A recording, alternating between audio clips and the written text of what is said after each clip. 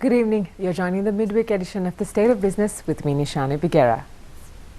First, a look at tonight's headlines.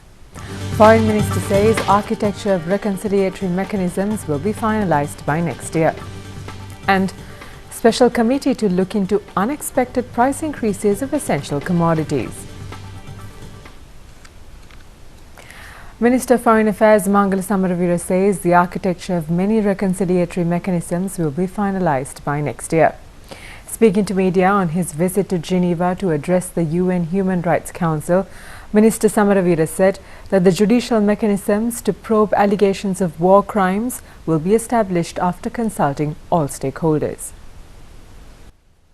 We have already finalized and concluded the permanent office for the missing. It has been tabled in Parliament and hopefully will be debated in the coming month.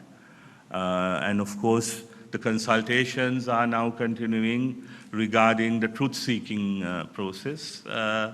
And then once that is done, we will go into the area of accountability. And I believe that many of these things can be finished, and the architecture of many of these mechanisms can be finalized by next year. So it is, I think, a window of opportunity Sri Lanka has not had for a long time. He disclosed that a white paper on the truth-seeking mechanism will be ready by September.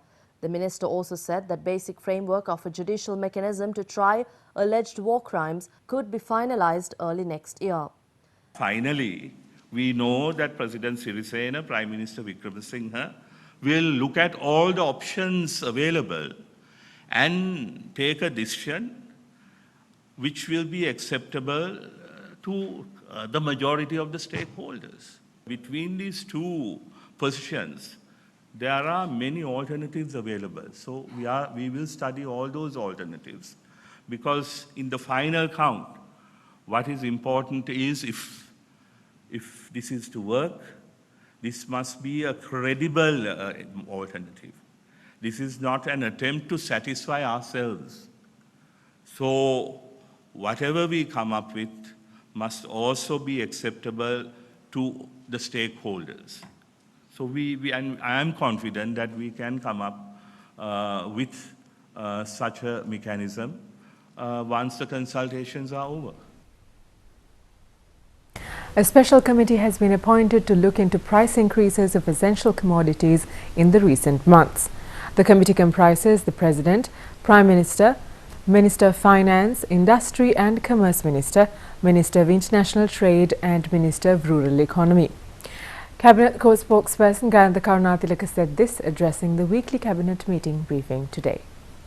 පසුගිය මාස දෙක තුන අතර අත්‍යවශ්‍ය භාණ්ඩවල මිල අසාමාන්‍ය ලෙසත් කෘත්‍රිම ලෙසත් වැඩි වී තිබෙන බව ඊයේ අතිගරු ජනාධිපතිතුමත් අගමැතිතුමත් සමස්ත කැබිනට් මණ්ඩලයේත් විශේෂ අවධානයට ලක් වුණා. මේ පිළිබඳව ගත යුතු ක්‍රියාමාර්ග පිළිබඳව ෂණික මැදිහත් වීම පිළිබඳව දීර්ඝ වශයෙන් ඊයේ කැබිනට් මණ්ඩලයේදී සාකච්ඡා කළා. වැට් එකක් නැතුව අසාමාන්‍ය විදියට කෘත්‍රිම ලෙස පාරිභෝගික භාණ්ඩ ගණනාවක මිල ඉහළ ගියාම පිළිබඳව වහාම සොයා බැලීමටත් ඒ පිළිබඳව මැදිහත් වීමටත් ෂණික ක්‍රියාමාර්ගයක් හැටියට කටයුතු කළ යුතු බවත් අතිගරු ජනාධිපතිතුමත් අගමැතිතුමත් කැබිනට් මණ්ඩලයත් විශේෂයෙන්ම අවධාරණය කරා. ජනතාවගේ අත්‍යවශ්‍ය ආහාර ද්‍රව්‍ය 10ක් හඳුනගෙන ඒ සඳහා රජයෙන් සහනාධාරයක් ලබා දීමට ඒ ලබා දෙන සහනාධාරය හරහා තවදුරටත් ඒ මිල පාලනය කළා පාරිභෝගිකයට වාසිය සලසා දීම සිදු කළ යුතු බවට රජය තීරණය කරා. එම භාණ්ඩ 10 හඳුනාගෙන ඉදිරි දින කිහිපය ඇතුළතම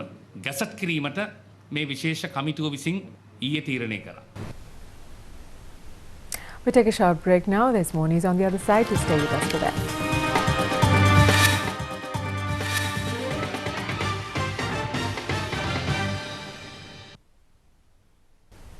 Welcome back. You're watching The State of Business. And now let's take a look at some cabinet decisions taken this week in brief. Minister of Transport and Civil Aviation Nimal Siripal de Silva has proposed to implement an e-monitoring project for the Department of Motor Traffic.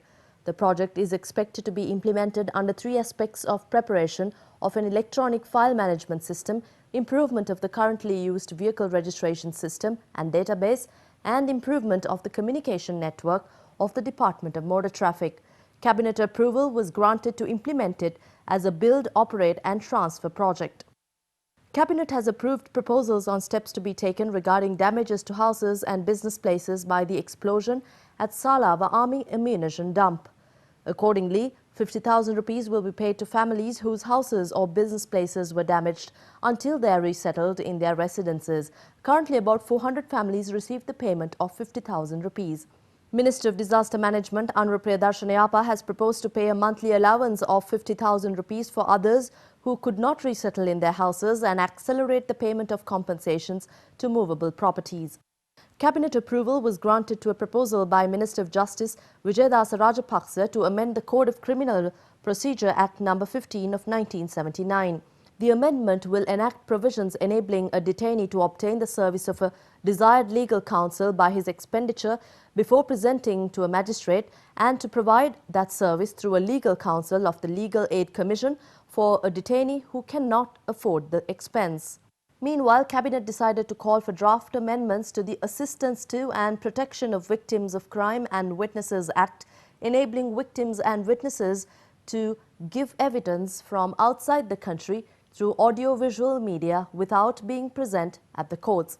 The Act was brought into operation on 16th May 2016 and there have been requests to give witnesses from overseas under this Act. Such evidences may be given at a Sri Lankan diplomatic mission in the respective country and provisions should be enacted to protect the freedom of witnesses and prevent any influence. Cabinet approved to appoint a task force for the resettlement of protracted internally displaced persons in the Northern Province with the co-chairmanship of the Ministers of Industry and Commerce and provincial councils and local governments. Government says Muslim IDP families need 16,120 houses, while Sinhala families require 5,543 houses. The State of Business will return with more news after this short break. Do stay with us.